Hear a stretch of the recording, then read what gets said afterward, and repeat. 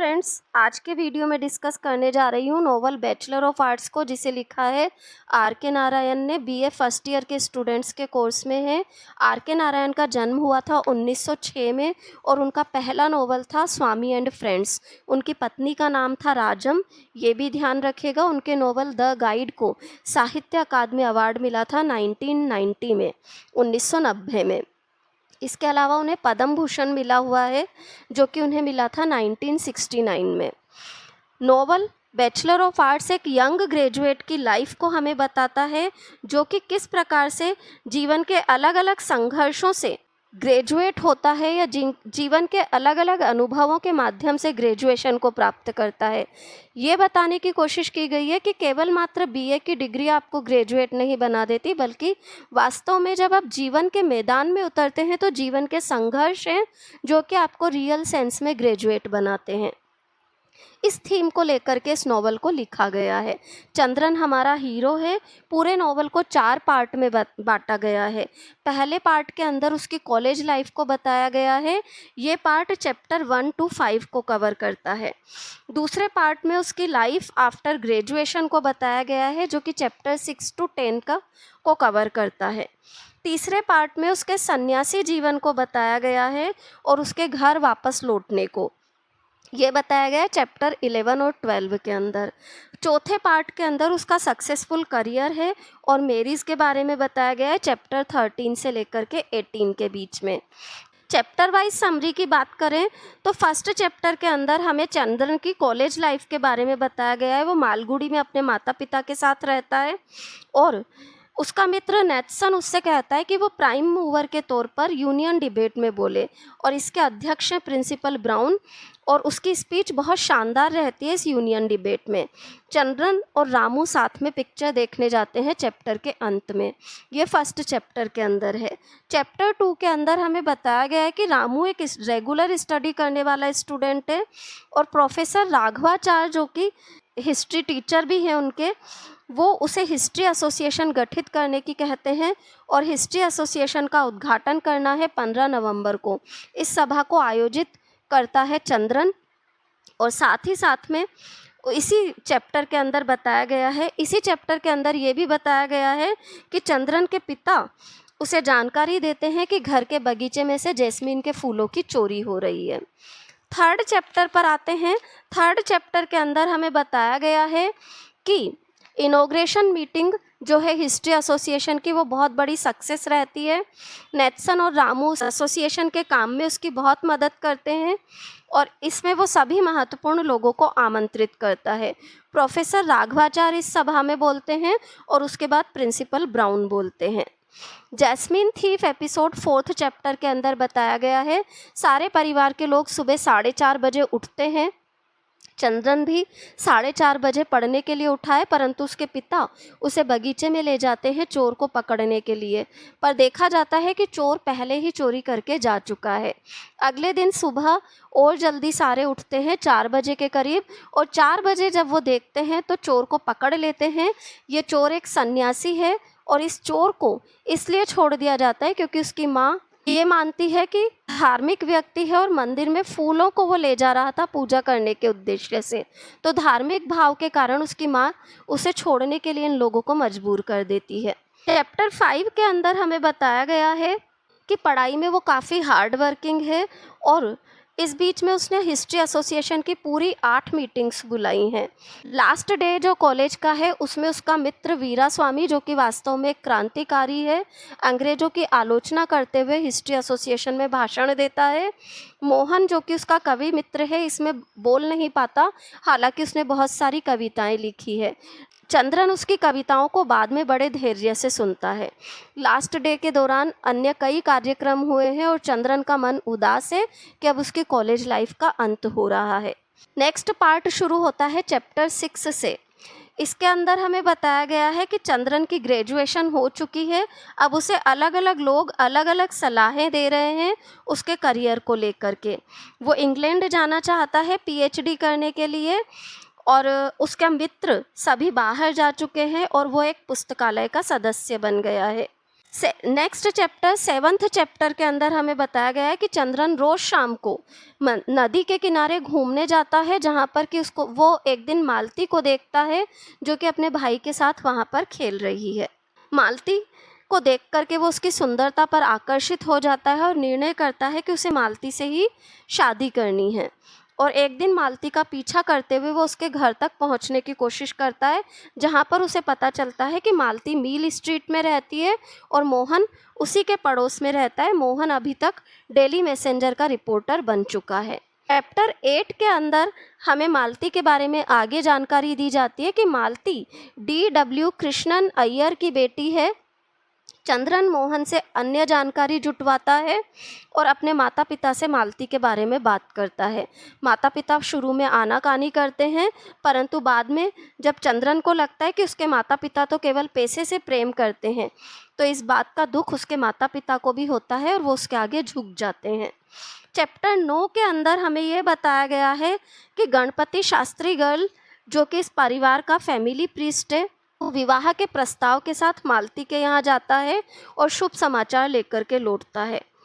कुंडली मिलान के मामले में भी चंद्रन को बड़ा बेचैन बताया गया है और दहेज न मांगने के लिए वो बार बार अपनी माँ से विनती कर रहा है।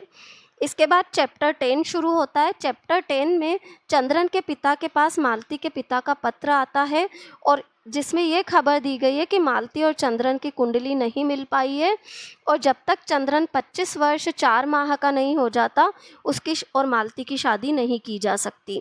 ये बात सुनकर के चंद्रन हताश हो जाता है। कुंडली चंद्रन के माता पिता भी मिलवाते हैं।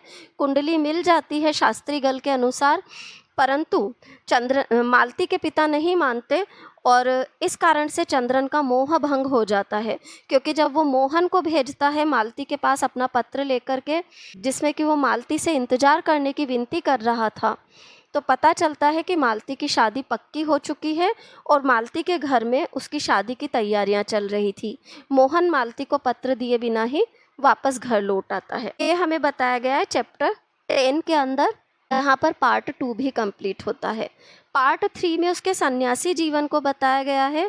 चंद्रन ने निर्णय कर लिया था कि वो अपने चाचा के यहाँ मद्रास चला जाएगा, पर मद्रास स्टेशन पर उतर करके वो अपने चाचा के पुत्र को धोखा दे करके या उससे नज़रें बचा करके निकल जाता है और निर्णय करता है कि वो सन्यासी बन करके रहेगा। इसका कारण यह है कि वो एक होटल में ठहरता है जहाँ उसकी मुलाकात होती है कैलाश नामक व्यक्ति से, जो कि उसका मन बहलाने के लिए उसे शराब और वेश्याओं की ओर खींचने की कोशिश करता है। हालांकि चंद्रन उसके प्रभाव से बच जाता है और निर्णय करता है कि वो सन्यासी बन जाएगा। चंद्रन किसी नाई से सिर मुड़वा लेता है और साथ ही साथ में भगवा वस्त्र धारण कर लेता है। नेक्स्ट चैप्टर के अंदर हमें बताया गया है कि चंद्रन इधर उधर भटकता हुआ भीख मांगता हुआ कूपल गांव पहुंचता है, जहां के भोले भाले लोग उस पर पूरा विश्वास करते हैं, परंतु चंद्रन का मन इस बात की गवाही नहीं देता कि वो इन भोले भाले लोगों को धोखा दे और इसी कारण से वो क्या करता है, वहां से निकल जाता है। निर्णय करता है कि वो यहाँ से चला जाएगा अपने माता पिता के पास वापस। 8 महीने तक वो इधर उधर भटका है, उसके पास पैसे नहीं है, इसलिए मदुरई नामक गांव पहुंचता है और वहां के पोस्टमास्टर की मदद से वो अपने पिता को जानकारी पहुंचाता है कि उसे पैसों की ज़रूरत है और जब पैसे उसके पास आते हैं तो वो ट्रेन पकड़ करके वापस मालगुड़ी पहुंच जाता है।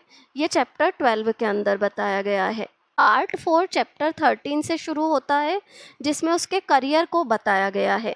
चैप्टर 13 के अंदर हमें पहले बताया गया है कि चंद्रन थका हारा और कमज़ोर हालत में लौटा है।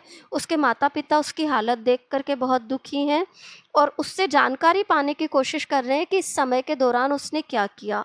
हालांकि इसी बीच चंद्रन को ये भी पता चल चुका है कि रामू शहर जाकर के नौकरी करने लगा है। वो मोहन से मिलता है और अब मोहन भी अच्छा कमाने लगा है।